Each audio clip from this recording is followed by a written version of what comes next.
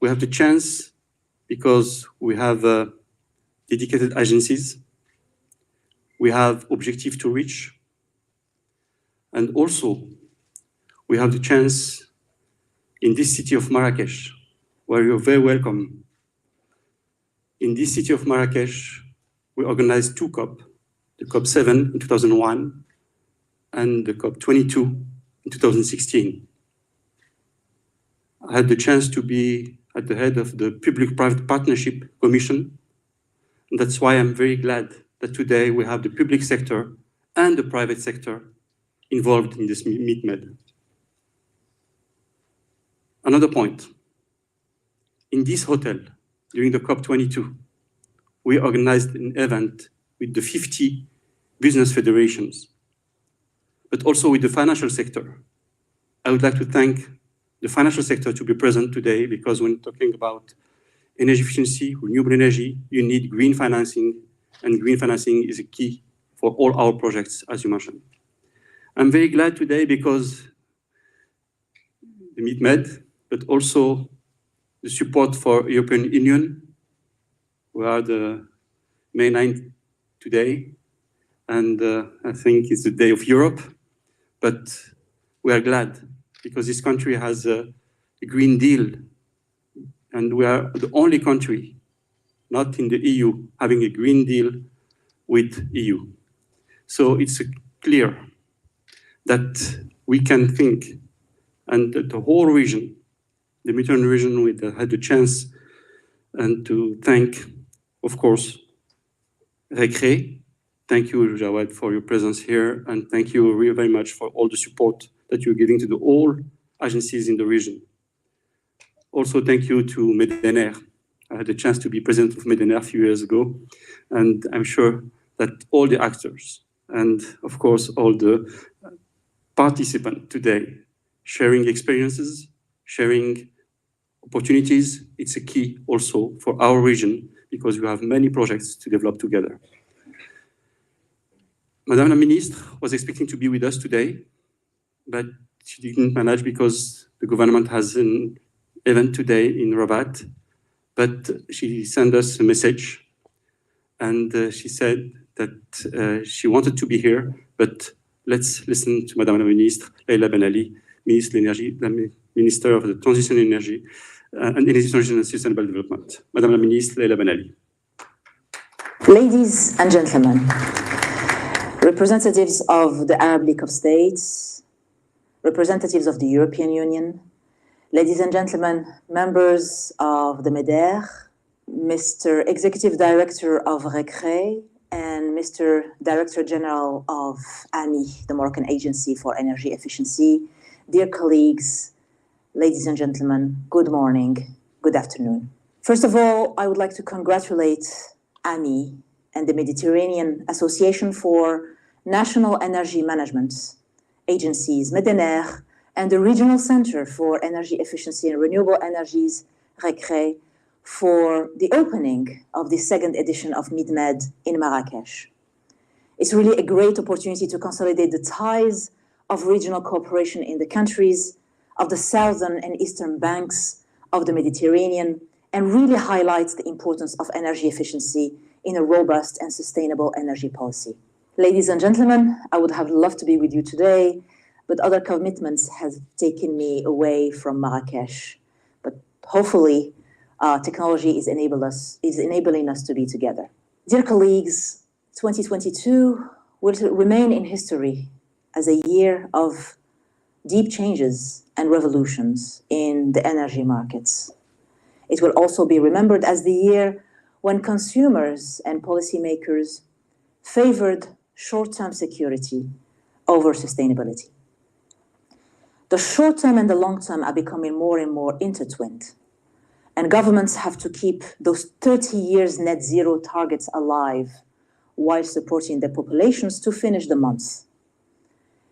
There are several countries, including Morocco, which have undertaken adaptation measures ranging from public awareness campaigns to sobriety and energy efficiency experiments. The Kingdom of Morocco is committed to a national energy transition policy for sustainable development. and of course places this issue at the heart of its public policies. Under the leadership of His Majesty the King, may God assist him, we have increased the security, the sustainability, and flexibility of our system based on the 3 pillars of our energy strategy. We have enabled more and more renewables, we have increased integration with global markets, and we have pursued more and more energy efficiency in a very integrated way. Ladies and gentlemen, as you already know, we have more than 4 gigawatts of renewable capacity installed in Morocco. And our renewed ambition requires acceleration and scaling up of projects. We have an objective today to install nearly 700 megawatts to 1 gigawatt of additional capacity every year for the next 5 years, 3/4 of which will be renewables. We also want to make sure that we improve return on capital employed, and we need the private sector, the national and international private sector, to be committed with us in this energy transition journey. We've managed also in 2022 to update the legal framework by liberalizing self-consumption. Anyone who can get access to renewable energy in order to access electricity at lower costs and control your energy consumption and reduce your bills. We've also improved the law on renewables for utility scale projects by imposing more transparency, a better governance, more efficient and standardized administrative process for authorization, for permitting, etc. We've also set up for the first time in the region the concept of green certificates. As far as energy efficiency is concerned, that's a key pillar, the second key pillar of our energy strategy, to reduce energy bills for the citizens, for people living and working in Morocco, and for the entire country. And we want to incentivize energy savings. So we have a number of measures that have significant saving potential, very short payback periods, and their impacts could be highly beneficial in terms of job creation and added value to the economy. The importance of energy efficiency is highlighted in our regulatory framework. We have a number of decrees related to building regulations, setting the energy performance rules for buildings. We have mandatory energy audits, setting minimum energy performance, and we also have the development of energy service companies, in particular making it possible to diversify the sources of financing for projects. We see very high energy savings potential in transportation, in buildings, in industry, and in public lighting and in agriculture. The effective execution of energy efficiency measures could allow to save up to 20% of our total energy consumption by 2030, and I personally think this is an underestimation of our potential. We need to be even more ambitious. The ministry is updating the exemplarity pact of the state with local authorities. We want to give new impetus to energy efficiency measures in public administrations and state-owned companies. We want to rationalize their consumption and reduce our energy bill. We're closely monitoring all the trends towards smart and connected cities and their impact on buildings. And we want to develop connected, smart and energy efficient habitats, as well as resilient and integrated territories in order to improve the living standards of everyone living in Morocco. As far as R&D and innovation is concerned, we have Irazen, our research institute, and the private sector that are essential for upgrading energy buildings and for the rationalization and control of consumption. But as you know, ladies and gentlemen, energy efficiency policy has to be executed regularly and gradually, but more and more regularly. So the ministry has launched a campaign to raise public awareness in July 2022 about the need to save energy. The slogan is, the mantra is, energy saving is a benefit for us and for our country in order to change consumer behavior and adopt good energy efficiency practices. And in order to really consolidate energy efficiency in the national discourse, we've launched on November 1st, 2022, a very unique initiative to encourage consumers to look closely at their bills and improve their electricity consumption in exchange for a reward to encourage energy savings. We've noticed that the results of this unique experiment showed an electricity demand drop, particularly in December 2022. And it has also shown a very positive behavior from consumers and a total reduction of consumption of around 800 gigawatt hours. This is, of course, has a very positive impact on the national energy bill, in particular the financial situation of our national TSO, ONE, in addition to reducing a national electricity consumption. And of course, this measure aims to anchor a sense of national solidarity and the commitment of all customers to optimize their electricity consumption through the adoption of best practices in terms of energy efficiency. These results are very encouraging, but it should not be a one-off. We need to consolidate this initiative in time by repeatedly setting up concrete initiatives for consumers to consume more efficiently in the medium and long run. The third key pillar of our energy strategy, that's integration and cooperation with international markets. It's really one key pillar to strengthen the links between all the agencies for energy management in the southern and eastern banks of the Mediterranean. Like the MidMed projects, we want to harmonize energy efficiency strategies and policies for buildings, household appliances in the whole region. We want to design and implement pilot actions and more sustainable actions.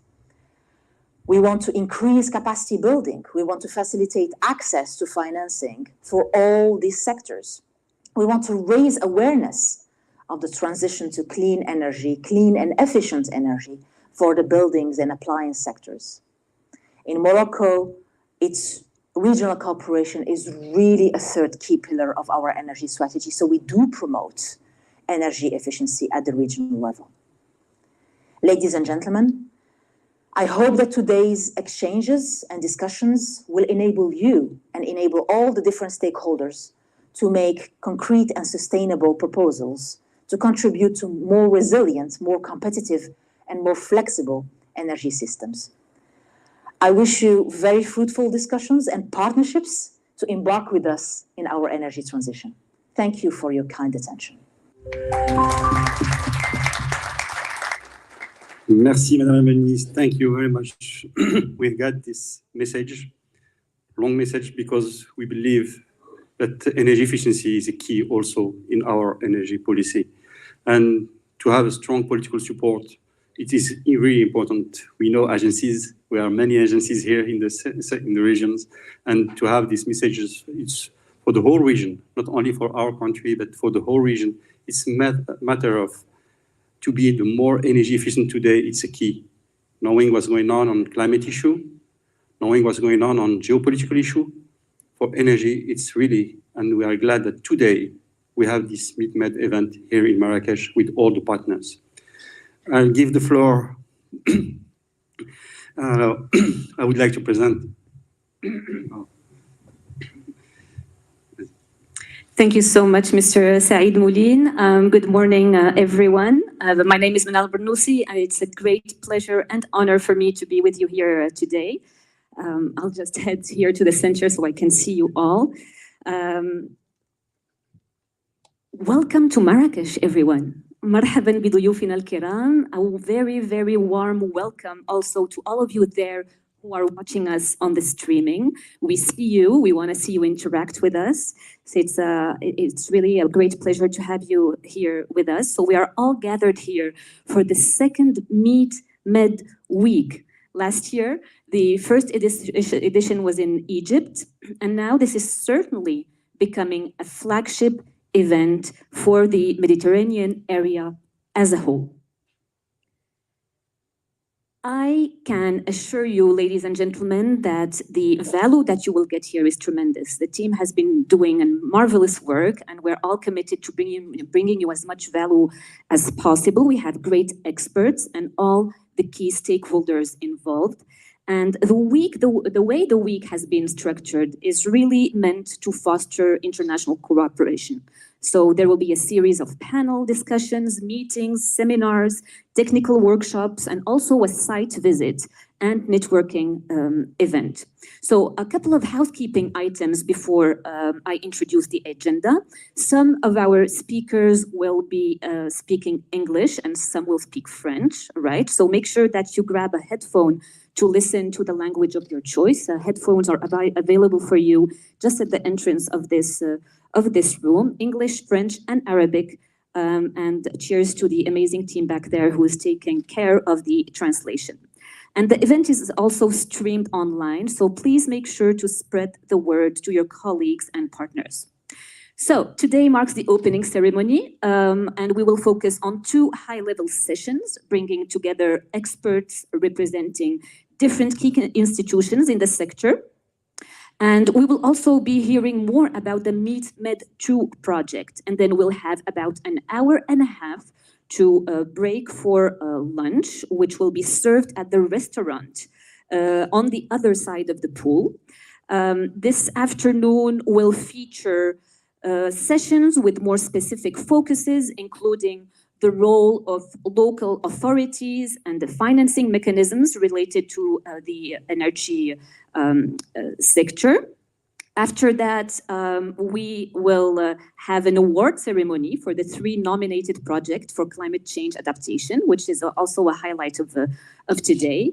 And then you are all invited for a cocktail reception around the pool, which is also a highlight of the day, right? Tomorrow, the first half of the day will be dedicated to the MED Sustainable Energy Investment Forum, bringing together a panel of different actors involved in financing the energy transition, such as banks. Hello to our colleagues from the financial sector, also the private sector, authorities, as well as some partners representing agencies.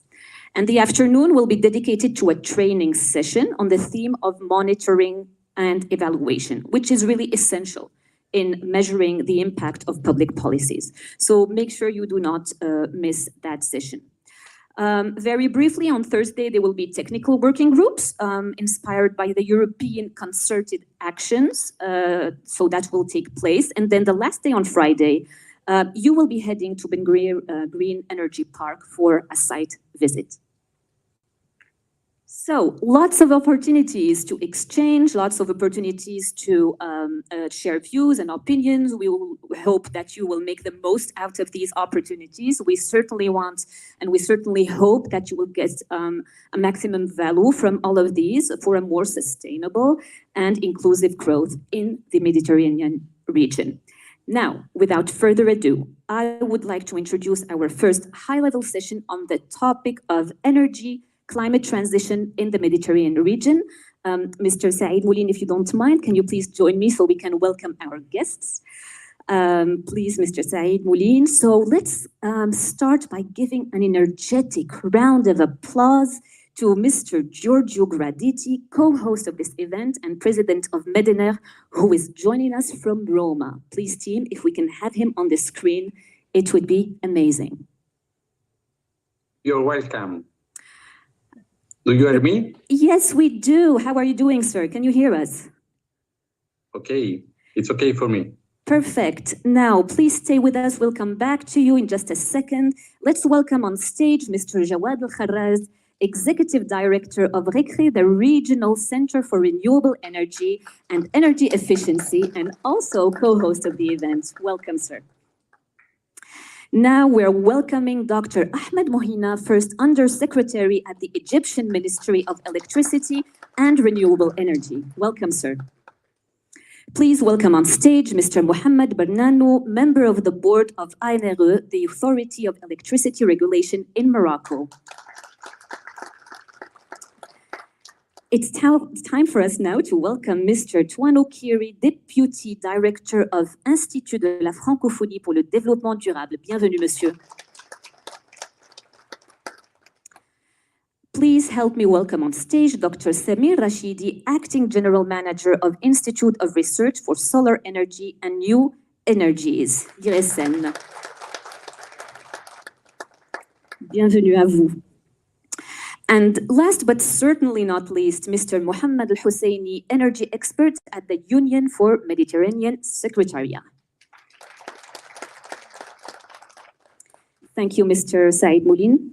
Just one point, we'd like to thank really very much all the team organizing this event from AME, RECRE, and MEDENER. They work together I hope the logistic was okay, the travel was okay, and it's really important to look at.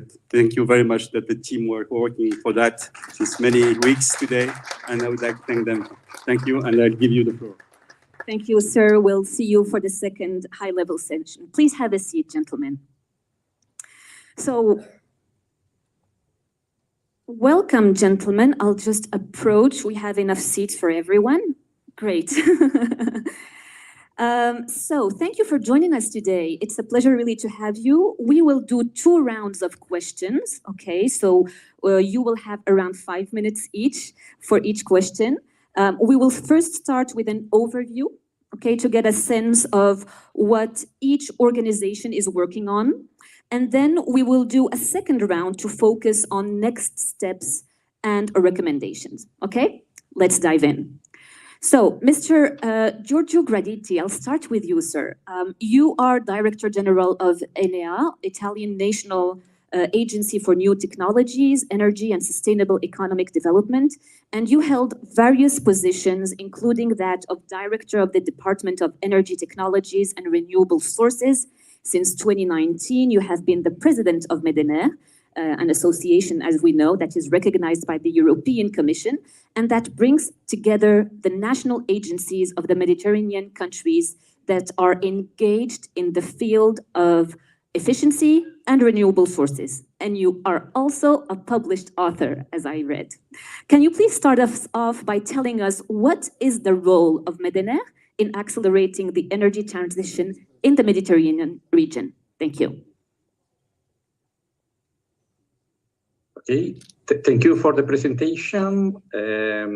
Firstly, many thanks for the invitation, and I apologize for not being in Marrakesh for personal reasons. Thank you to each and every one of you for attending the second MidMed week hosted by our esteemed partner, AME, that I would like to warmly thank for the excellent organization of our annual regional event. Looking at the question,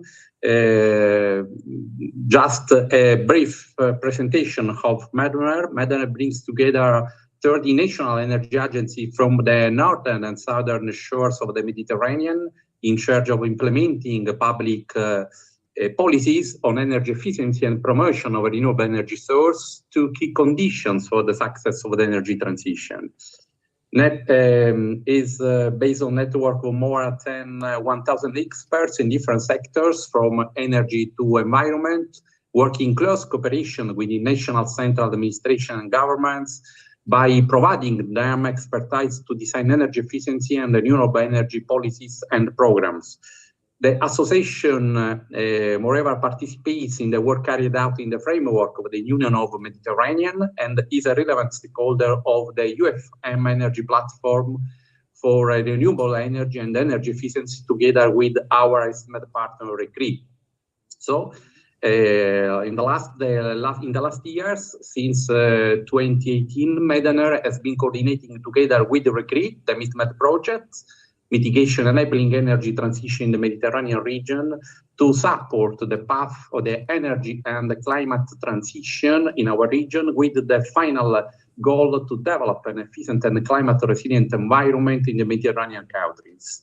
So, in the last few years, the attention to renewable energy and energy efficiency sectors has been constantly increasing in the Mediterranean region, even if there still are many bottlenecks and difficulties. The first one, there are strong growth trend in energy demand in the southern Mediterranean countries, and there are growing concerns of sustainable socioeconomic development and security of supply. So accelerating the energy transition in the Mediterranean will act to control the energy demand, to promote renewable resources, and to optimize the use of fossil resources. The Mediterranean has a lot of potential for improvement, but this potential is still largely underexploited. Many self-made countries have set significant energy efficiency and renewables goals. Yet, energy efficiency and the renewable source remain marginal contributors to their energy mix as whole. there is a need for a common vision in the Mediterranean region based on some crucial points. A near zero emissions trend, no full decarbonization for the SAF-MED, more renewable energy sources, energy efficiency efforts in building and mobility, emphasis on hydrogen and its derivatives such as ammonia and so on, and smart sector integration incorporating source vectors and interconnections. SAF-MED countries face some of the same and some different problems compared to the European Union member states. The political goals are there, but tools to realize them are needed. There is often significant weakness of law enforcement. The MEDENER members in this context, the National Agency for Energy Efficiency and Renewable Energy, could be key players in this scenario, acting as technical arms for the relevant ministries and already involved in the framework of bilateral or regional cooperation actions. Our experience shows the importance of a qualified common approach where policymakers, national agency, and network of experts work together to deliver concrete measures, action, always taking into consideration also the difference between Arab countries. In this framework, MEDENER, together with other relevant stakeholders, contribute to this common vision by facilitating the sharing of experiences, know-how and best practice among its members, international partners, through bilateral or multilateral cooperation, common projects aimed at accelerating the transfer of skills, methodologies, and technologies related to energy efficiency and renewable energy. So the MEDENER approach is based on common principles of dialogue, multilateralism, regional cooperation. We aim at improving our knowledge and understanding. We have to make knowledge largely available and turn it into concrete solutions like the regional network of experts that has been established in MITMED1 and the identification of bankable projects that is being currently done in the second phase of the project to have a leverage effect on the private investment. To conclude, to improve capacity building and to sharing knowledge, it's crucial to perform at two levels, at two directions. Strategic policy level target, policymakers, the goal is to improve the harmonization and monitoring of legislation, regulations, and standards in renewable energy and energy efficiency, and for example, the building sector, by fostering exchanges of information, experience between northern and southern countries' partners. The second level regards the implementation level target, local stakeholders and public authorities, technical experts, associations, suppliers, consultants, energy managers, general public. The object is to promote renewable energy and energy efficiency and smart sector integration measures and action through the capacity building, trainings, tools, and demonstration action and awareness raising campaigns. Thank you very much. Two levers that are really clear in order to reach that full potential that we know is available for us in this region. Thank you so much, sir. We'll be back with you. Please stay with us. We have a follow-up question later on with you. Okay, thank you. Thank you. So, Dr. Jawad Al-Kharraz, moving on to you. You are the Executive Director of the Regional Center for Renewable Energy and Energy Efficiency, which is an intergovernmental organization with a diplomatic status based in Cairo with 17 Arab countries on board. You brought in over 20 years of experience in various sustainable energy fields, including energy policies, wind and solar technologies, green hydrogen, just to name a few. Now, COP27 was an important spot for RECRE in view of the climate and energy transition agendas.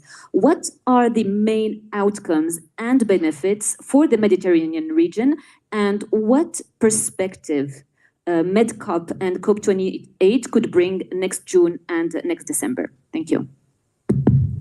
Thank you very much. Good morning. Sabah al-Khair, bonjour. It's a real pleasure to be with you today, not only as Director of RECRE, the Regional Center for Renewable Energy and Energy Efficiency, RECRE, but also as a Moroccan. I'm really grateful to our partners, in particular, Lame, Mr. Saeed Moulin and his team. They are doing an amazing job, not only at the level of what they are doing in terms of boosting energy efficiency efforts in Morocco, but also, in organizing this such big events. But obviously also, I'm grateful also to our partners, Medener, for, not only implementing together successfully the MITMED project, but also in organizing such an event. So as you said, RICRI is an intergovernmental organization based in Cairo. We have 17 Arab countries on board through the Ministries of Energy. The main mandate since its creation more than 12 years ago is to support the energy transition process in the Arab countries and promoting also the investment of private sector in these areas.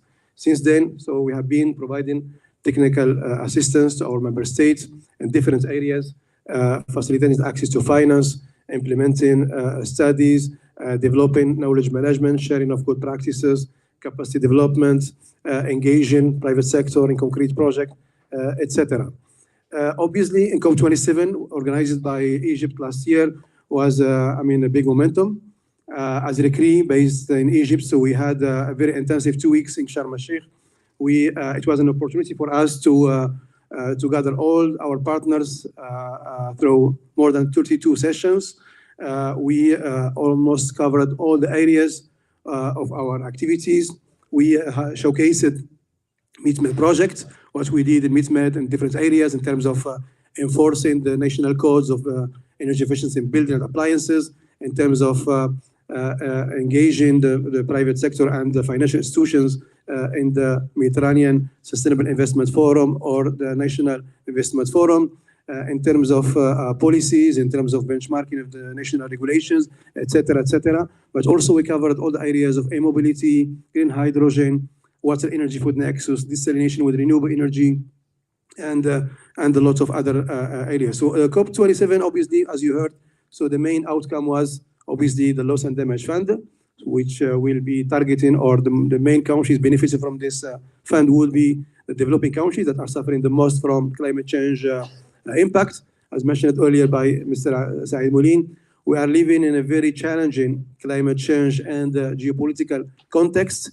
Obviously, that gives us an opportunity to accelerate the energy transition in the worldwide, but in particular in the Mediterranean region. So COP27 was an opportunity really to advocate for one common voice of the Mediterranean, represented by so many organizations, so including RICRI, Medener, but also the Union for the Mediterranean, and many other organizations. In this regard, obviously, the MedCop, which will be next month in Tangier, will be a very good opportunity to see where we are, what is demanded from us as a regional organization, as countries of the Mediterranean, to position ourselves in the COP28. You know, it obviously is a big show, but at the same time, it's a good opportunity really to meet all the decision makers worldwide and to do, exercise more pressure on the most developed countries and the financial institutions to boost financing, in particular, to commit with their promises in terms of adaptation funds, mitigation as well. So in this regard, definitely it will be a nice opportunity for us to showcase what we are doing, but also to put a pressure on the other side to allow or to finance our project and to support our energy transition project in the region. The COP28 definitely in Dubai is another opportunity. As Arab country, we are in the same region, so it's another occasion where we can definitely advocate and promote what we are doing, and let's work together to bring more funds, in particular for energy efficiency in all the sectors, to decarbonize the building sector, the transport, industry, and agriculture. So we need more investments. We need more effort in terms of improving the governance, more cooperation between the different stakeholders, showing more synergies and more. We complete each other. We need to avoid duplication efforts, but I think there is a space for everyone to work together in this regard. So I don't want to be long here, but again, thanks a lot to our Moroccan colleagues, in particular Ami. We are very proud again for what has been achieved in Morocco at the level of governance, in terms of ministry, ONE, Erezen, Mazen, Ame, INRE. I think they are doing an amazing job. they need to do more, because I know in Morocco there are ambitious targets in terms of increasing the share of renewable by 2030 to 552, in terms of reducing energy consumption by 20% by 2030. So I think there is a long way yet, but I think they are on the good way. Thank you again. Thank you so much. Thank you, Dr. Al-Kharaz, for sharing that. Indeed, very ambitious projects and plans that Madam Minister has shared with us this morning. And as you called for more cooperation, we're all gathered here to work together indeed.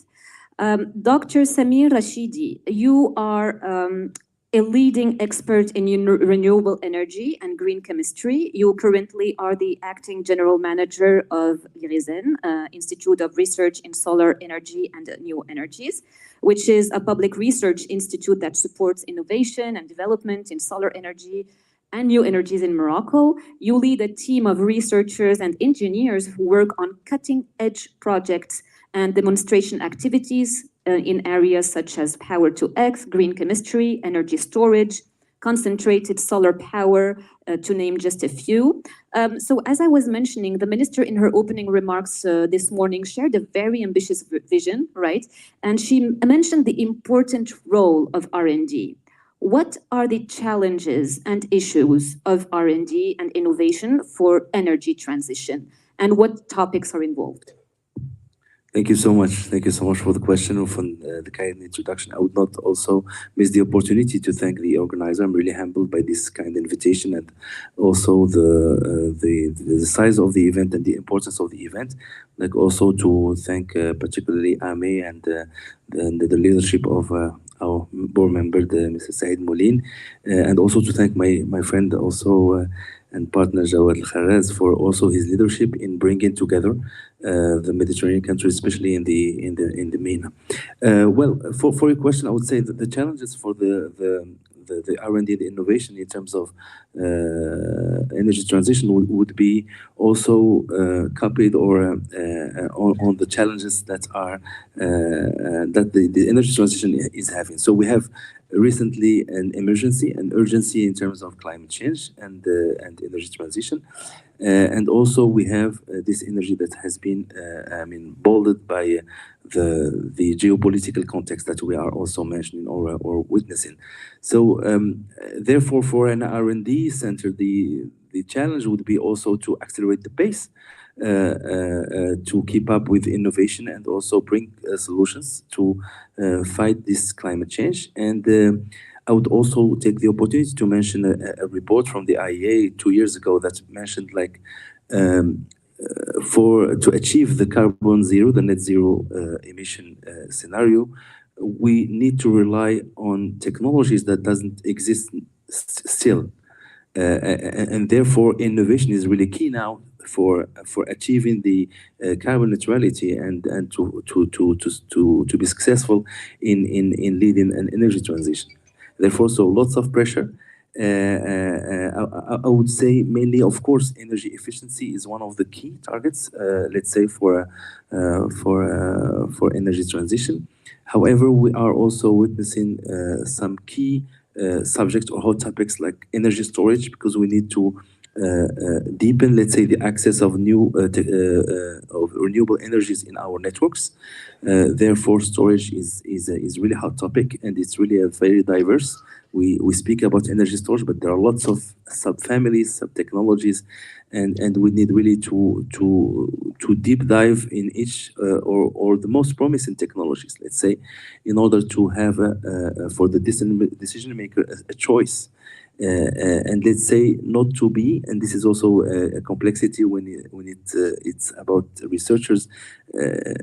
It's difficult to make a choice for technology. So, as a National Energy Institute, we need to be behind, let's say, all the options in terms of technologies, and to try to choose what would be the best, depending on our context, our needs in Morocco particularly, but also in Africa in general. And this is what we are trying to achieve in some of our infrastructure, and together also with the universities that are also benefiting from our research programs.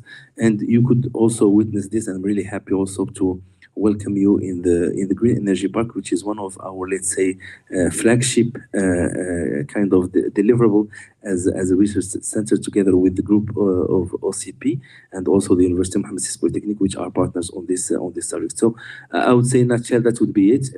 Emergency, let's say, in terms of achieving innovation for net zero emission scenarios, and also let's say, and I would like also to use this opportunity to insist on the close relationship that needs to have or to be between the public and the private sector, and also universities and the companies and the industry. It's really key. Thank you so much for that. Thank you so much for sharing that. Cooperation is definitely key indeed, and we definitely look forward to learning more about the Green Energy Park. Dr. Ahmed Mohina, welcome, sir. It's a pleasure to have you with us. You have over 30 years of experience in the Egyptian electricity and renewable energy sector. You are currently First Under-Secretary for Strategic Planning and Performance Follow-up and International Cooperation.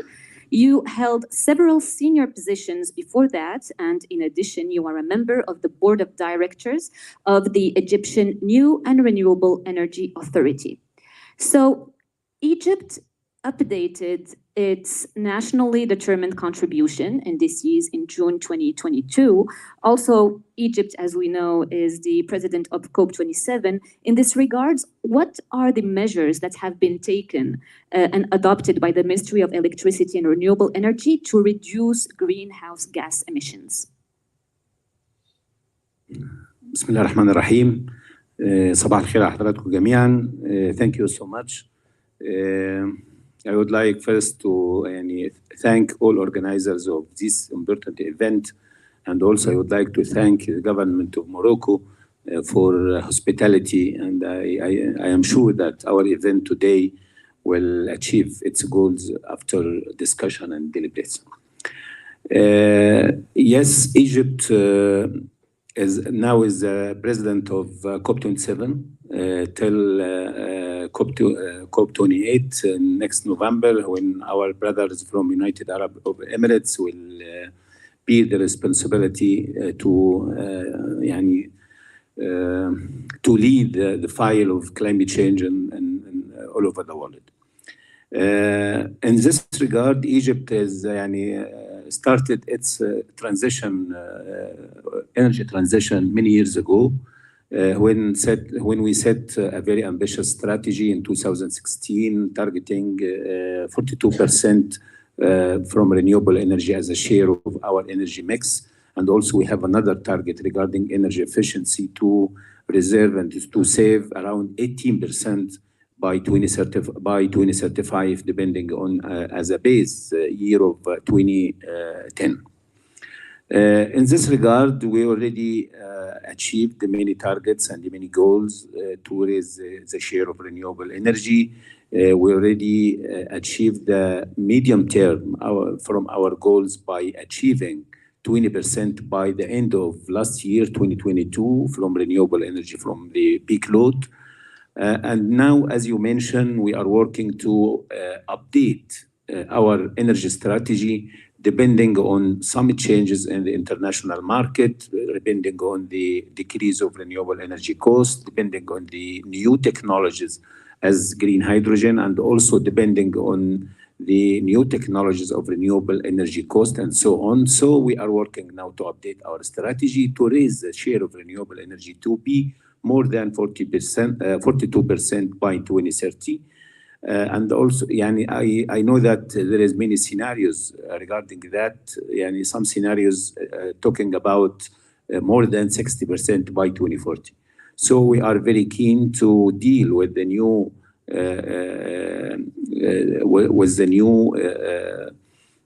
period in the future to see how we can raise our renewable energy.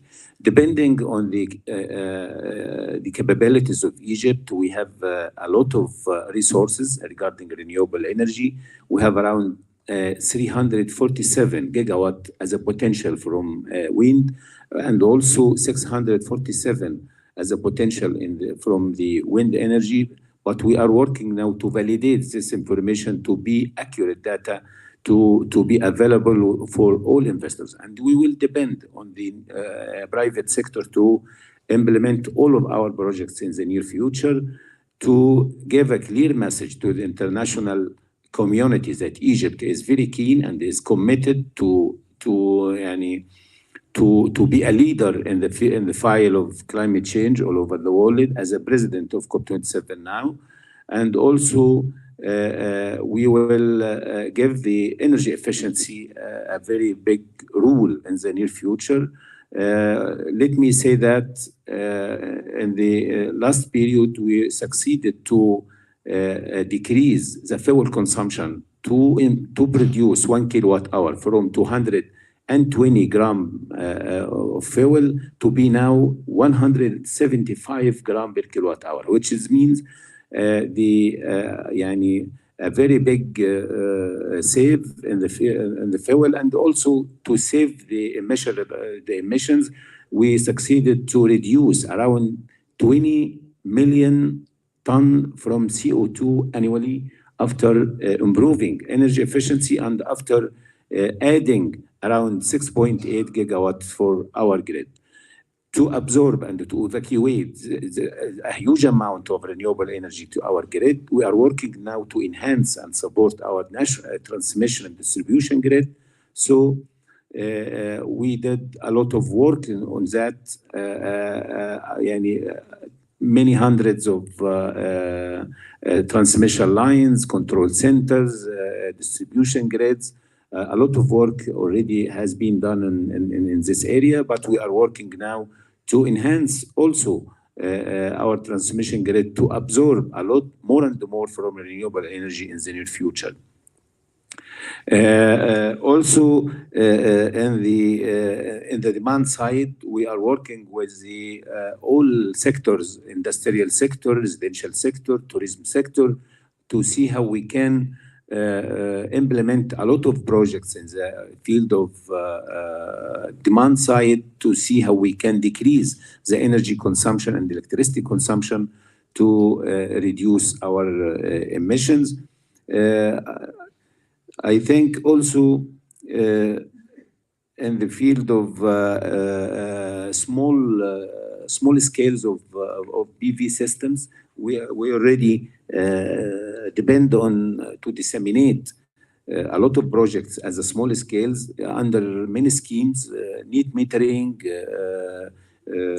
self-consumption scheme, to encourage all of the small consumers to build PV systems on the rooftop, also in the factories, to raise the share of renewable energy and also to reduce the fuel consumption and also to reduce the CO2 emissions in Egypt.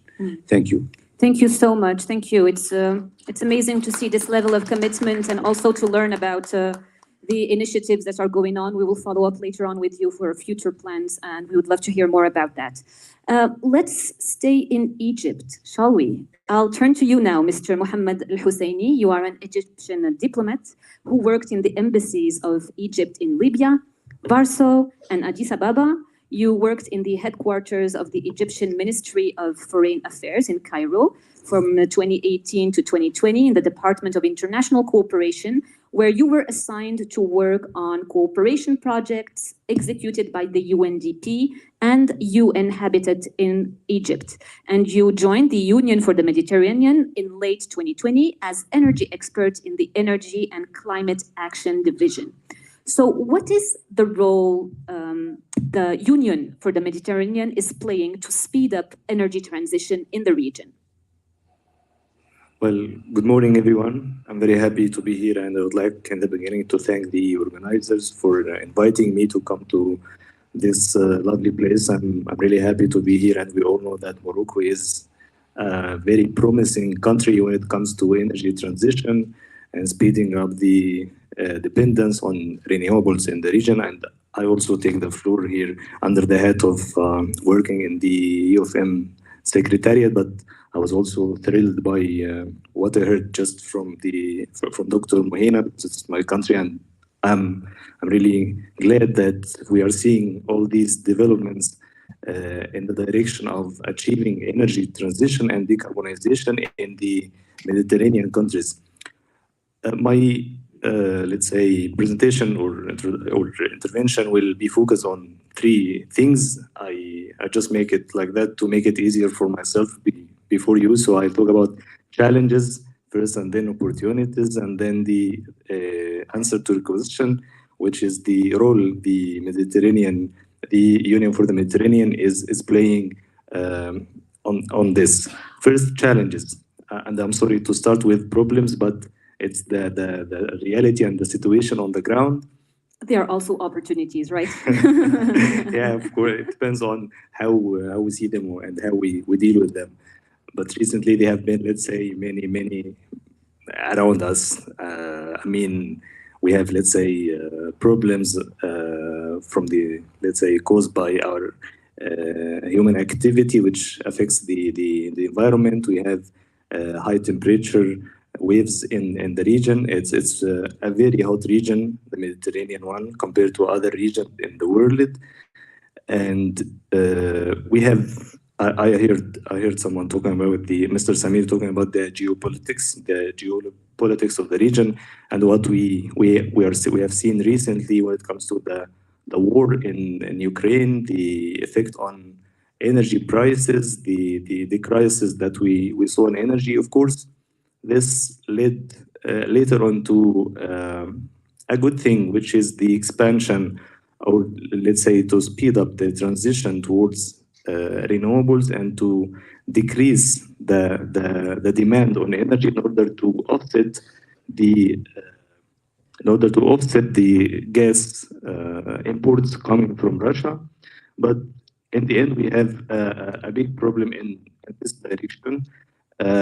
We have also a problem of integration. I mean, in the Mediterranean, we have similar cultures, and we share the same sea. However, we have, let's say, if we look at the numbers of trade, they are not really satisfying. Trade is very low in this region, and we have also a problem of immigration, mobility. It's not easy to get the visa to many countries, as we know. So these are all challenges that sometimes undermine our capacity to move forward, and that we see that we need to turn them into opportunities, as you just said. And this takes me to the opportunities.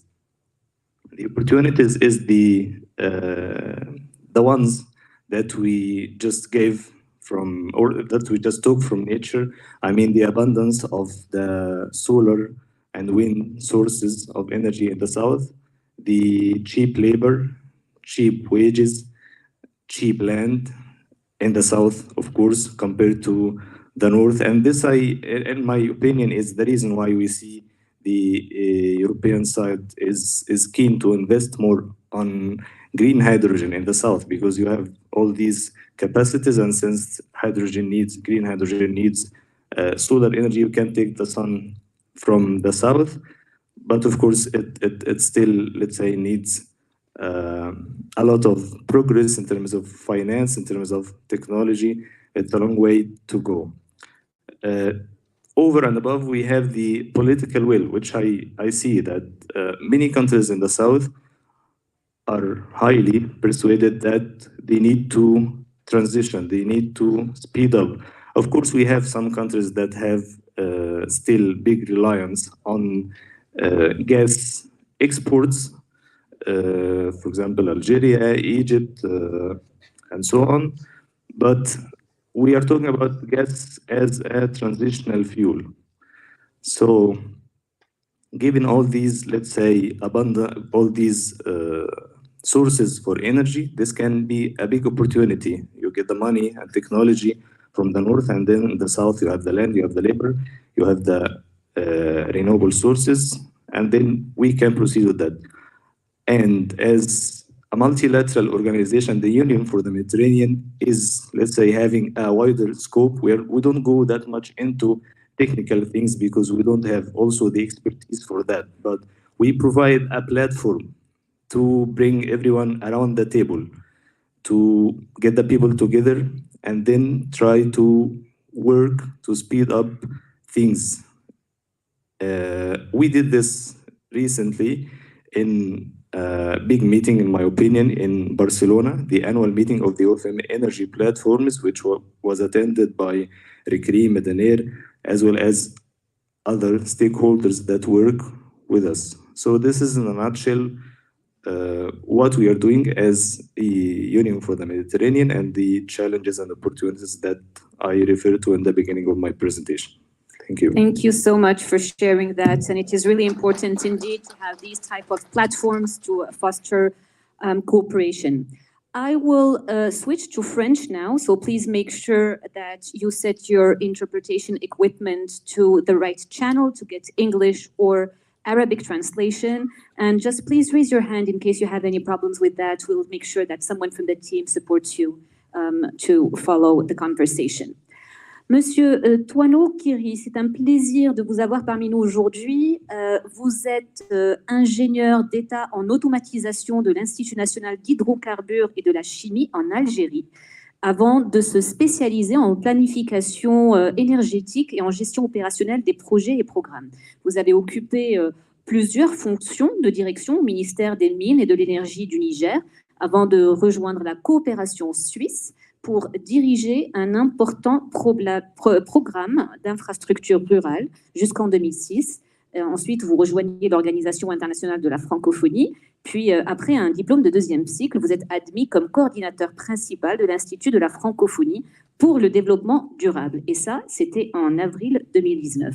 Pouvez-vous nous parler du rôle que joue l'IFDD dans la région et de vos activités récentes liées à la promotion d'énergies alternatives telles que l'hydrogène vert?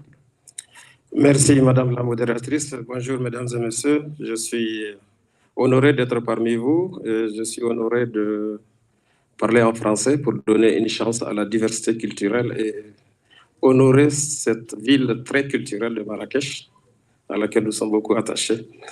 Oui, je travaille pour la francophonie, notamment pour l'Institut de la francophonie pour le développement durable, qui est un organe spécialisé de l'Organisation internationale de la francophonie, qui a été créé depuis 1988, donc ça fait maintenant 35 ans.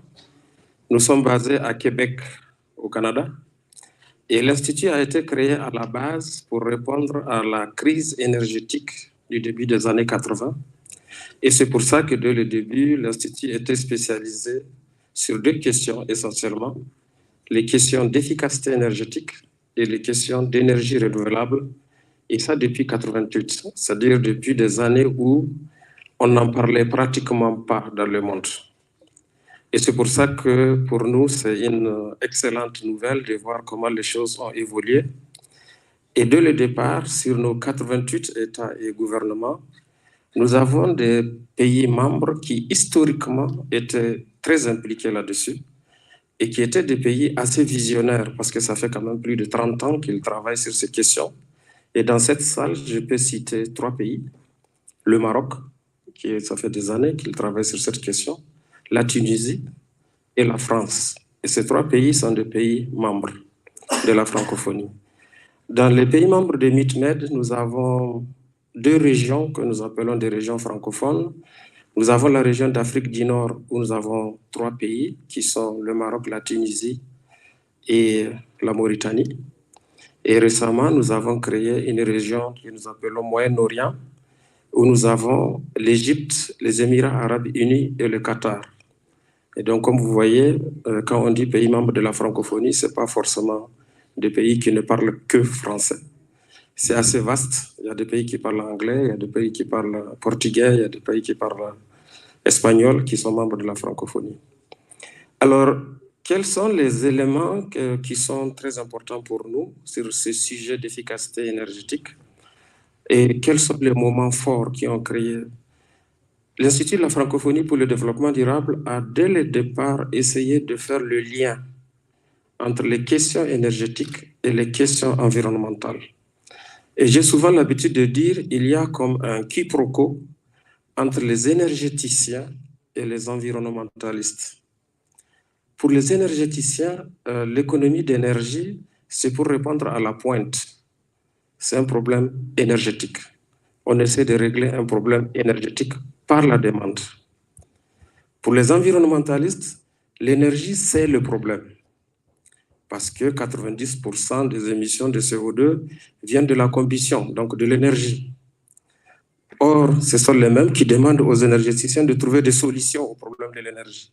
Donc, il y a comme un malentendu entre les énergéticiens et les environnementalistes. Et c'est pour ça que dès le départ, l'Institut, nous avons essayé de faire les liens entre ces deux thématiques. Et un des moments forts que nous avons, c'est ici même à Marrakech, en 2016.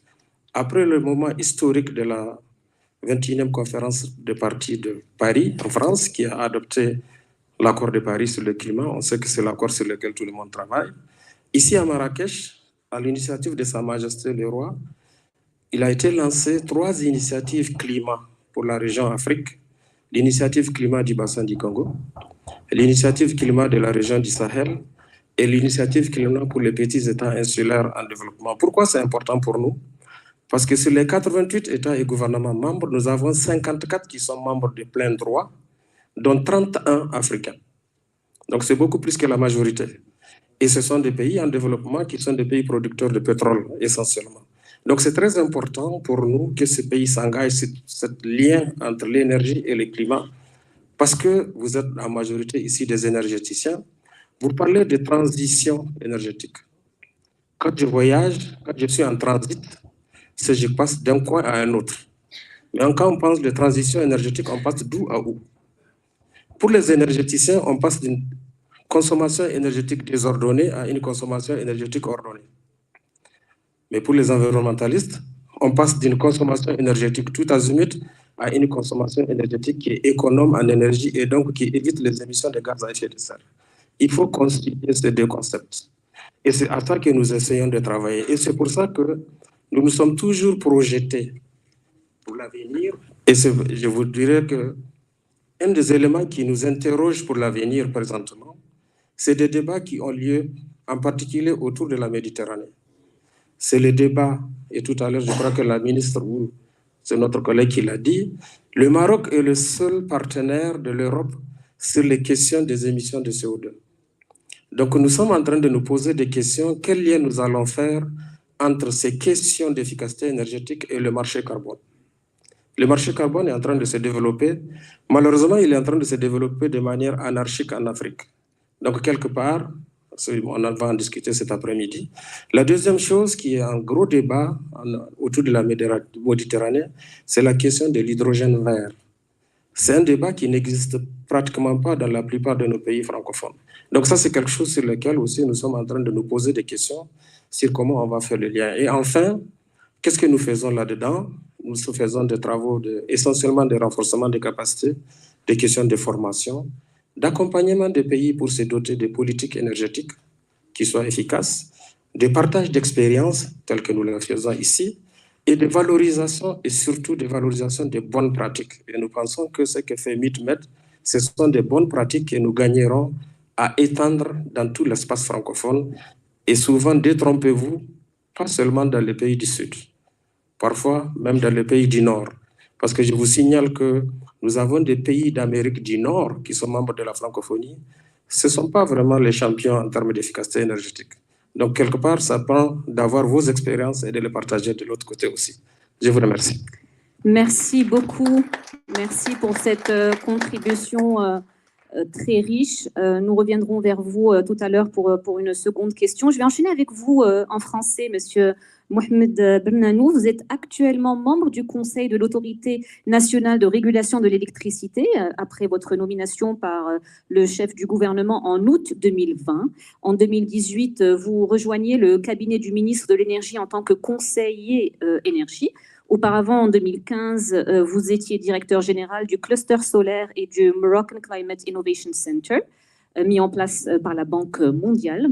Et avant cela, en 2010, vous aviez rejoint Mazen, Moroccan Agency for Sustainable Energy, en tant que chargé de mission senior, où vous avez occupé plusieurs postes de responsabilité.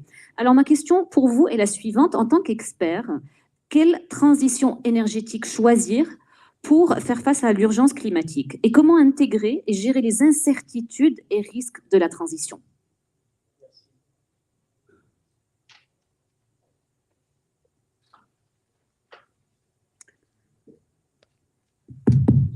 Merci madame, merci beaucoup.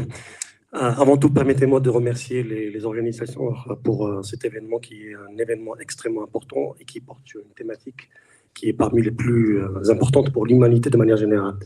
On est en train de vivre quelque part en fait une rupture entre le passé et l'avenir. Il y a une révolution qui est dans l'air et il faut, pour le savoir, en fait, il n'y a qu'à regarder un peu ce qui se passe en termes de climat. L'année 2022 était parmi les années les plus chaudes de l'humanité, en fait. Je pense que c'est la 6e année la plus chaude de l'humanité. Et l'année 2023 est l'une des années les plus sèches dans le parcours méditerranéen. Ce qui veut dire, quelque part, en fait, qu'on est en train de faire face à des défis énormes en matière de changement climatique. C'est le résultat direct, et en fait, je pense qu'il y a une étude du GIEC qui l'a démontré, ces changements ou ces épisodes de sécheresse n'auraient pas dû, quelque part, occurrer s'il n'y avait pas le changement climatique. Et donc, l'un des moyens les plus efficaces, justement, pour résoudre le problème des changements climatiques ou pour faire face au changement climatique est la transition énergétique. Sans rentrer dans le débat de la transition, du terme transition énergétique, ce que je veux dire, en fait, que déjà, en soi, la transition énergétique est un défi énorme. Il est énorme de par la taille, d'abord. On est en train de parler d'investissements de l'ordre de 4 milliards de dollars par an jusqu'à l'an 2030. Donc déjà, en termes de taille des investissements, c'est énorme. Il est aussi un défi important et en fait, c'est l'un des défis les plus importants pour l'humanité, pour l'urgence de l'action. Donc il y a deux événements, en fait, il y a deux éléments ou deux contraintes. Il y a la taille des projets et l'urgence de la problématique. Et donc pour y faire face, en fait, il faudrait très rapidement, on entend par là, à côté, en fait, on entend pas mal d'initiatives, ils sont les bienvenus, mais on a besoin quand même de planifier le chemin vers la transition énergétique. Et moi, j'ai souhaité, en fait, lorsqu'on a commencé à discuter, à proposer cet événement, j'ai souhaité éclairer un peu sur cet aspect, en fait, de comment réussir la transition énergétique et comment prendre en compte, en considération, les incertitudes et les risques. Parce qu'il y a des risques et des incertitudes. Certainement, il y a des opportunités. Sinon, on ne serait pas là. Il y a des opportunités énormes, mais il y a aussi des risques et des incertitudes qu'il faut absolument prendre en considération.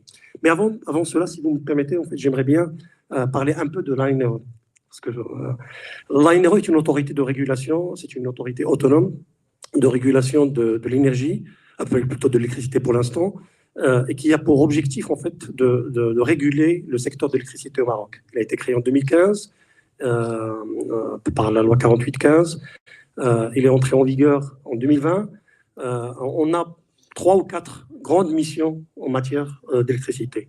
La première, en fait, c'est d'accompagner le développement du marché. La deuxième, c'est de définir les tarifs d'accès et d'utilisation du réseau.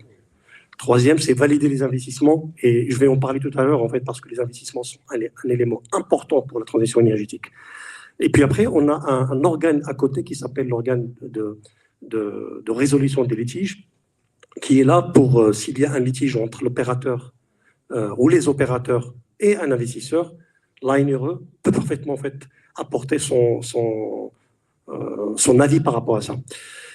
Donc aujourd'hui, on est en train de travailler sur un ensemble d'éléments structurants pour le secteur de l'électricité et de l'énergie de manière générale au Maroc. D'abord, on a publié le premier code réseau au Maroc en 2021.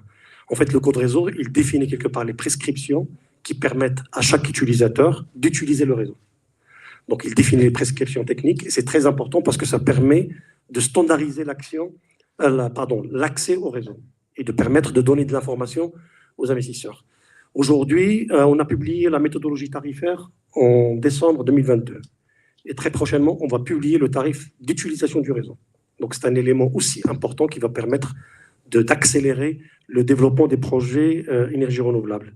Et je pense que d'ici la fin de l'année, on va terminer les grandes briques qui manquent pour le développement des énergies renouvelables au Maroc et de manière générale, en fait, l'électricité, le secteur d'électricité, définir le tarif de l'excédent et valider les investissements dans le réseau. Donc, je vais revenir un peu à comment prendre en charge, et comment prendre en considération les défis. D'abord, quelles sont les incertitudes? Si vous me permettez, en fait, je les vois en trois grandes catégories. Il y a des incertitudes économiques, d'abord technologiques, il y a des incertitudes économiques, il y a des incertitudes sociales. Et chaque catégorie, on a besoin de l'aborder d'une manière spécifique. Pour la technologie, on a commencé à en parler par rapport aux télécoms, on a travaillé ensemble dans le secteur de télécoms. Il y a 20 ans, en fait, le secteur de l'énergie, en fait, il était relativement un secteur mature qui se développe de manière smooth, comme on dit.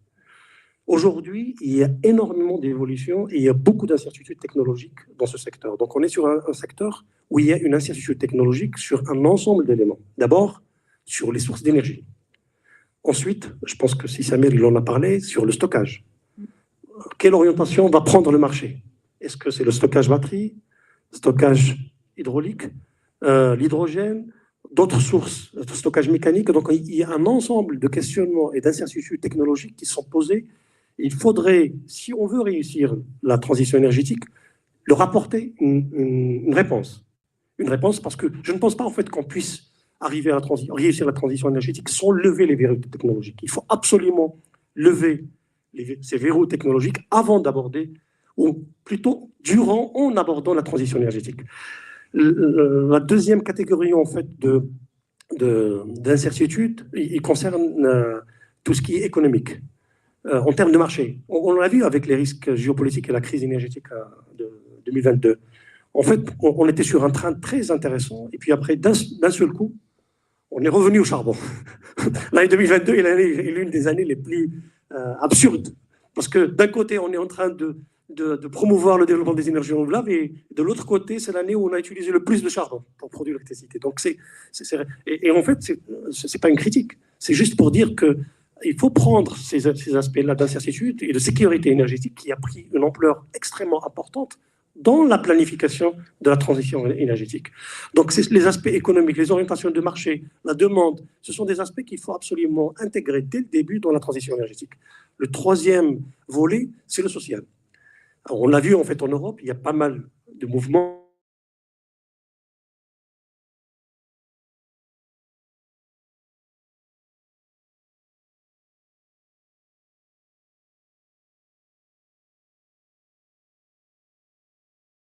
Pour réussir ce défi, je pense en fait inimaginable en fait auquel on est en train de faire face, il faut vraiment impliquer toutes les parties prenantes. Et toutes les parties prenantes, c'est pas simplement les acteurs, que sont les gens qui sont avec nous, aussi les collègues, c'est aussi le citoyen. Il faut embarquer le citoyen dans la transition énergétique. Et les territoires, je pense que ce sont les éléments les plus importants auxquels on devrait, et si ce sont quelque part des incertitudes, des risques, il ne faut pas oublier les opportunités. Les opportunités, en fait, on est en face d'un marché et d'une opportunité surtout pour les pays méditerranéens, en fait, qui va nous permettre en fait, de se positionner sur des marchés extrêmement importants. Voilà ce que je voulais partager avec vous aujourd'hui sur la transition énergétique. Maintenant, qu'est-ce que nous, on peut apporter, en fait, de manière générale, parce que je pense qu'on aura tout à l'heure. Juste, en fait, nous, en tant que régulateurs, on est là pour accompagner le développement, accompagner et assister et supporter le développement de la transition énergétique. Merci. Merci infiniment. Merci pour ce partage très riche, pour cette catégorisation aussi qui met les idées au clair. On reviendra vers vous, comme je le disais ultérieurement, pour poursuivre cette conversation. All right, how are we doing in the room? Good? We'll go for a second round of questions. All of you who are watching us on the streaming, typing "I'm doing okay" in the comments. So we'll make sure that you're staying with us. We have a second round of questions. I'll ask our esteemed panelists to give shorter answers, and then we will all break for a coffee break, okay? So in this second round of questions, we will be focusing on the future and on your recommendations as experts for energy and climate transition in the Mediterranean region. Mr. Giorgio Graditi, team, if you could put him back on the screen, I would love to start the second round with you. Taken into consideration your expertise in the renewable energy field and energy system integration, what do you suggest as next steps to support the energy system integration towards the decarbonization of the Mediterranean region? Okay, thanks for, firstly, thanks for this very interesting question. So the concept of energy efficiency and renewable energy sources is crucial for fostering the energy transition, and it's acknowledged and disseminated. But we need now to take a step beyond, looking at the smart sector integration, which is the concept underlying a successful decarbonization of the Mediterranean region, involving coordinating the planning and operation of the electricity system with other mutually interacting systems. So this strategy aims to better link the different energy sectors in the European Union and Mediterranean area, such as electricity, gas, renewable gas, hydrogen, buildings, transport, and industry, to help them reduce carbon emissions. This is the main goal. So this means replacing fossil fuels with renewable electricity or with other renewable and low carbon fuels where electrification is not possible, is not convenient, while ensuring energy remains secure and affordable. So a hybrid energy system of both electricity and renewable gases with cross-border energy carriers infrastructure as a backbone will result in increased flexibility, storage, and security of supply. During this international energy crisis, the need to collaborate and the topic of energy security have become of paramount importance in the Mediterranean region for the northern and southern countries. In 2021, the Ministries of Energy of the Union for Mediterranean, 42 members, including the 27 European members and the 15 Southeast Mediterranean countries, approved a joint ministerial declaration on energy in which all UFM member states agreed to join efforts to address the region's energy challenges and to promote a sustainable and inclusive recovery from the COVID-19 pandemic. The declaration raises the ambition of the region to give a contribution to a green, just and fair energy transition and tackling all the existing opportunities in line with the climate goals. The declaration has 16 goals, and the mandate is given to the UFM energy platforms to elaborate a draft roadmap for action in line with these objects, and after adoption, support its implementation. Among the 16 goals, the ministers of the Union for the Mediterranean in charge of energy, I would like to express the political intention to further support regulatory and policy measures necessary to achieve regional integration of energy system and markets in the Euro-Mediterranean region, to increase flexibility for accommodating a higher rate of sustainable renewables, to achieve significant economics of scale and to increase security of supply and demand, also by promoting the reinforcement of electricity interconnection at regional and Euromed level, promoting adequate support schemes and streamlining administrative procedures in Euro-Mediterranean region. And the second one is to envisage to jointly work to strengthen the regional electricity interconnection, smart grids, and digitalization, for which cybersecurity requirements are an important element, increase electricity exchange when necessary, and interoperability, harmonize technical operating rules, regulation, and electricity pricing methodologies for transmission network, taking into account national consideration concerns.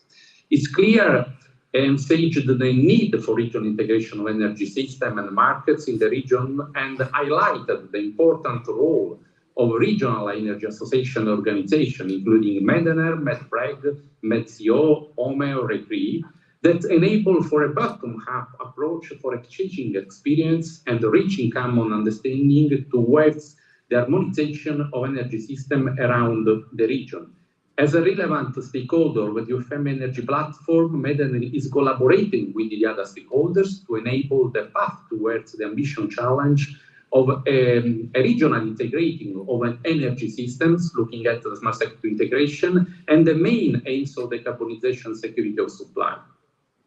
Indeed, more efforts and investment are needed to make the cooperation effective, concrete, and the stakeholders shall work together on accelerating the development of energies of the future, such as hydrogen. In conclusion, to make the dialogue between the Mediterranean countries fruitful and useful, certain measures must be taken. The different projects promoted by industries and institutions must be implemented according to a programmatic, structured approach that also looks at the long term and focuses on innovation. Substantial investments must be made. Long-term policies from the European Union and the organization of a real green recovery are needed, such as the exchange of technology and solution following technology neutrality approach to bring all the countries of the area closer to the green models. And thank you very much, Mr. Giorgio Graditi, for sharing that and for joining us from Roma. Thank you again. Thank you, all of you. Thank you. So I'll move on to you, Dr. Jawad Al-Kharraz. Same in a brief answer as a conclusion, because I want to make sure that I honor your time and that we stay on schedule. We are living a complex international geopolitical context, to say the least, right? What is needed to accelerate energy transition for the region, and how MeetMed project can contribute to that? Thank you very much for the question. Indeed, so as I mentioned already, so we are living in a very challenging geopolitical and climate context. And obviously, that has an impact on energy transition process. When the war started in Ukraine, so everyone was worried about, because immediately after that, some European countries, including Germany, they took some measures like step back in terms of energy transition. So we're like, let's say, international community worried about, what's going to happen. But I think it's also revealed a big opportunity for all the countries, mainly the Mediterranean countries. So I think the Mediterranean countries call it to be a regional hub for the future green hydrogen economy. So as you know, Germany and many countries in Europe are pushing for this transformation to the green hydrogen economy and the power-to-X in general. There is a big potential in our countries of the region in terms of, as mentioned already by my colleague Husseini from UFM. So we have very cheap renewable energy, electricity prices. We have very, a big potential of renewable solar and wind mainly. We have all, the capacities. So in terms of, obviously there is a different level of progress in terms of energy transition in the countries. So some countries, like I can say, they are considered champions, at least in South Mediterranean shore, like Morocco, like Tunisia in terms of energy efficiency, like Egypt.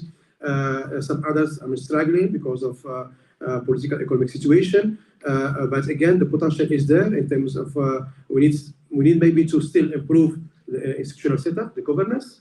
The regulatory framework also is important. So obviously, organized like in Morocco, we have INRE, then at the regional level we have MedReg. So the regulatory framework is important for the whole energy transition, the supply chain. But in particular, for example, now for green hydrogen, we are called to adapt our regulations to enable the right environment to attract investment in this area. In terms of technology and R&D, it's important also to raise investment there. So I know Morocco areas and they are doing a good effort. So we need to invest more in R&D at the level of research institutes and the universities to support this transition, because now everyone is talking about green hydrogen, but now the prices are still not affordable. So we need a scale up of the technology. We need a lot of efforts, to improve energy efficiency of electrolyzers, etc. There's another issue also is we need also to go for more resource efficiency policies, more coordination with other sectors, water, agriculture. So now to produce 1 kilogram of green hydrogen, we need like 9 or 10 liters of high quality water. So that means that we're in the region with water scarcity challenge, it's challenging, but hopefully we have desalination as possible solution. We need also a lot of capacity development effort to be done. So we need to enable or to create the next generation of energy managers in the region, and including, green hydrogen specialists. We need also more effort in terms of sharing knowledge and good practices. In some, also we need more innovative financial mechanisms. We're going to talk about these days during the Midway week. So definitely we need to encourage more involvement of the local banks, international financial institutions, coming up with a new innovative mechanism, not only auctions or competitive bids and some other formulas or mechanisms that could enable really the energy transition to accelerate. So I think more or less this is what I can highlight here. Obviously, we have more time to discuss during these days about these issues. Thank you very much. Thank you very much, Dr. Jawad Kharaz. Thank you. Indeed, you'll have more time to discuss all this. Dr. Jawad offered me the perfect... Just to, I forgot to mention, obviously, we asked about MITMED. So MITMED, why we developed a MITMED project, it came in a momentum where, the building sector is one of the most contributors to the, energy consumptions worldwide. We're talking about 40%. And in terms of carbon dioxide emissions, energy related, are also around 26 to 36%. So I think it's important for us to focus on decarbonizing the building sector and focusing on energy efficiency measures. That's why, we are working together with Mediner and the different agencies. We are, thankful to the European Commission, the engineer, for their support. I think it's very important, the work that we are doing in terms of energy efficiency building appliances. And definitely this would contribute to the energy transition process in the region. And hopefully all the local agencies, Morocco, and all the local agencies are contributing to this effort. And we are looking really forward to having a good achievement by the end of the project next year. Thank you very much. Thank you so much, Dr. Jawad Kharaz, for completing that. And we were just joined by Mrs. Cristina Casella from European Commission. Welcome. It's a pleasure to have you with us. And we will have the privilege to hear your keynote just after the break when we finish this panel. Thank you. As I was saying, you were offering me the perfect transition to go to Mr. Samir as a concluding remark on R&D and the role you see R&D having in the future. Thank you so much. Yeah, thank you so much. I'll try to be brief. I know that time is ticking. Let's finish on a positive note. And as a researcher paid by the tax money, I am also paid to imagine with my colleagues the future and design or at least test and validate the technologies of the future. And in this regard and in this forum, I would like to have also to share a theme, because of course the context is a bit difficult and challenging. And as you mentioned, previously in each challenge there is an opportunity, and I see here together in the MENA region, also together with the European partners countries, a real opportunity to bring back or to create a resilient, high impact, high added value green industry. And in this regard, for example, if we take, of course, there are lots of opportunities. Green hydrogen is one of them. It has been mentioned by my fellow colleagues, my fellow panelists. But to produce green hydrogen, of course, there is technology challenge, technology also uncertainty. But what we are sure of is that we need solar panels and wind blades. And to my knowledge, 10 out of 10 panels that are produced today, 9.5 probably are produced elsewhere.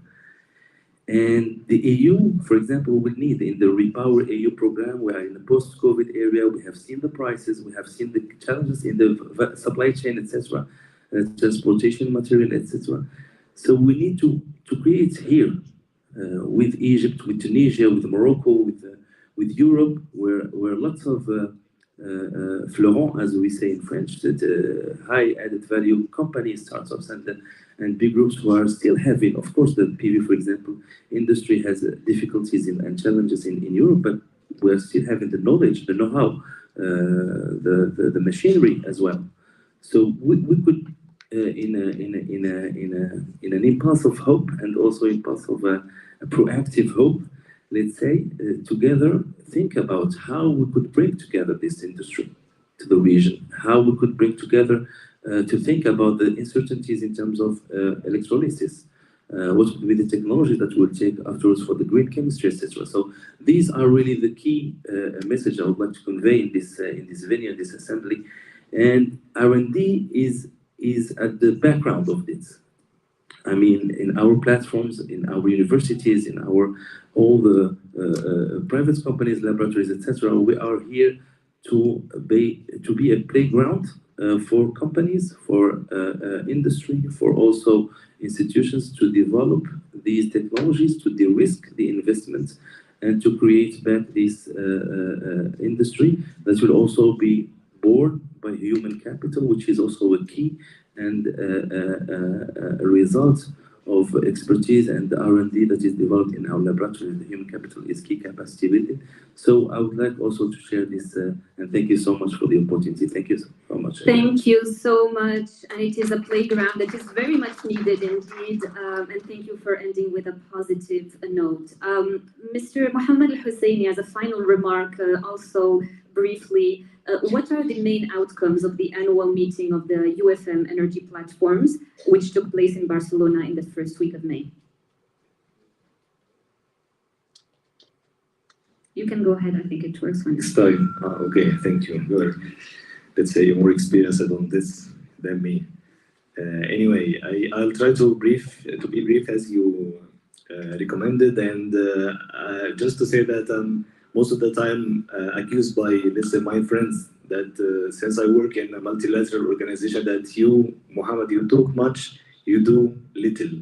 So I will try to give, let's say, 2 or 3 things that we came up with during our last meeting in Barcelona, the annual meeting of the UFM Energy Platforms.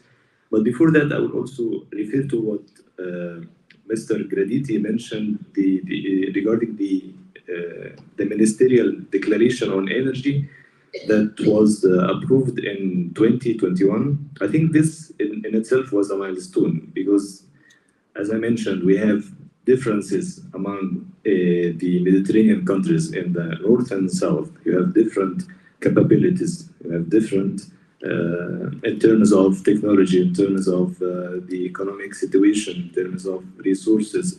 So to bring 43 member states together and to come up with a document to pave the way for the work on energy in the region for the period to come is a milestone in itself. And based on this ministerial declaration, there was a roadmap for action on energy that was in Barcelona. We got the people together, the member states, the stakeholders, of course, under the co-presidency of the European Commission and Jordan, and we agreed that there should be interim review of this roadmap for action on energy. The roadmap, I see it